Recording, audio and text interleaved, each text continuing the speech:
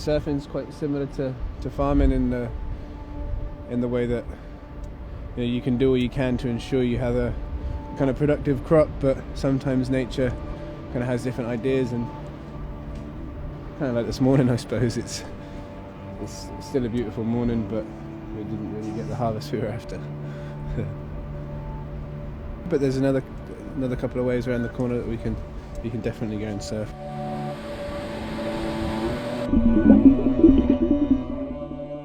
I dreamt of being a surfer originally and dreamed of surfing around the world, and I did. Got sponsored and paid to go ride waves, which is an amazing time, an amazing privilege to be able to do it. But at the end, I was traveling, and I was getting paid to, book another flight and go another location, and after flight after flight and trip after trip, I was just like, something doesn't feel right here anymore.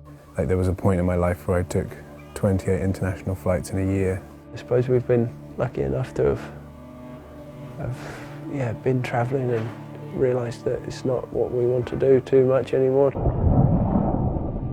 The original essence of a surfer is someone who's very in touch with nature. It doesn't make sense to be someone who cares about nature, but I just keep getting on flights to go surfing. And I'm not really doing anything else other than that. I love Ireland more than anywhere I've ever been. Basically, that's where the light bulb moment was, and it took me a couple of years to stop my flights. I pretty much lost most of my sponsors because of it. I basically had to tell myself this is enough now.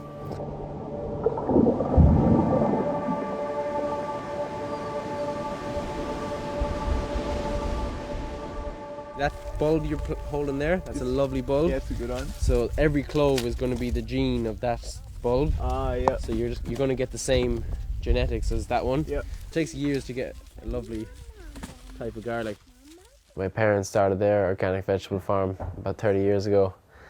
So I grew up with that, and I always knew I'd come back to growing food because I always loved doing it. But I didn't want to do it just for myself, but I really wanted to try and teach my friends who are also surfers. Right. Yeah. Naturally, they've kind of stopped traveling so much, and yeah, we kind of run this farm together.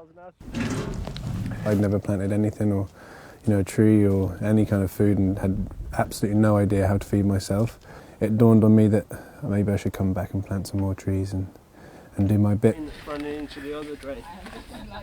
We've been lucky enough to get a piece of land that we can plant thousands of trees on and feed lots of people really organic food, It's definitely hard work, but we enjoy it. We absolutely love it to bits. I think there's a real connection to surfers wanting to do something for the environment, but there's not really many outlets for surfers to do that. Our goal is to make farming attractive to young people and get more young farmers. That's what the world needs. It's a really nice feeling seeing like 10, 15 people out in the field working together, all by hand,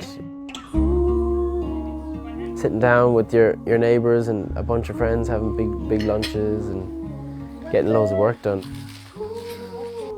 As a surfer, you generally have a lot of free time.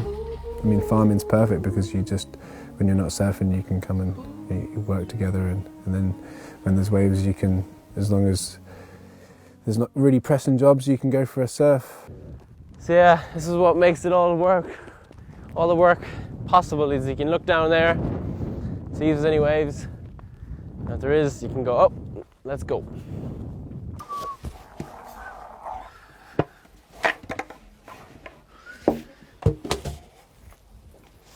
That one there is my old favourite. I rode it for about 4 years, and I've brought it all over the world and try and keep it in one piece. Yeah, this is a photo from quite a few years ago, from kind of nearby. You go around the world looking for waves of that, and we have them around the corner. It was definitely when I was a full-time surfer, not just a farmer.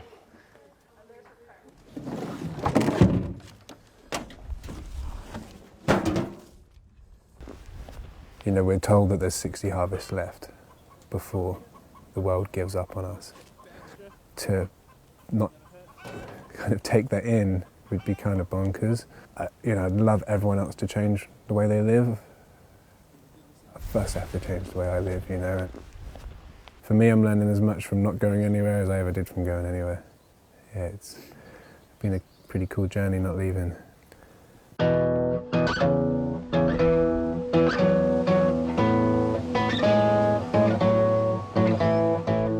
It's all for the environment, you know. Everything that we do here that's the number one priority, is to care for the land here, and in doing so we care for the land everywhere, you know.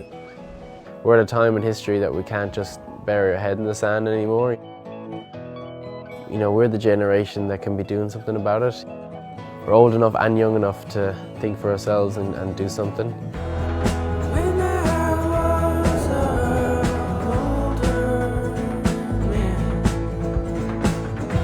I've now a daughter and another child on the way, and it's too important to just say, yeah, I need to go make more money, like, because money isn't gonna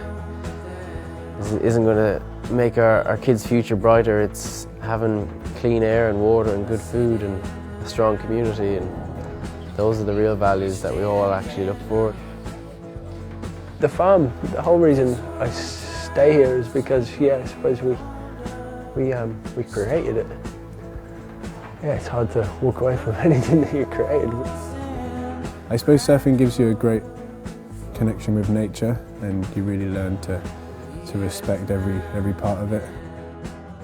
I felt there was more I could be doing than, yeah, just riding good waves. And the thing is, I can ride good waves and be a farmer as well, so I didn't feel like I was losing out really.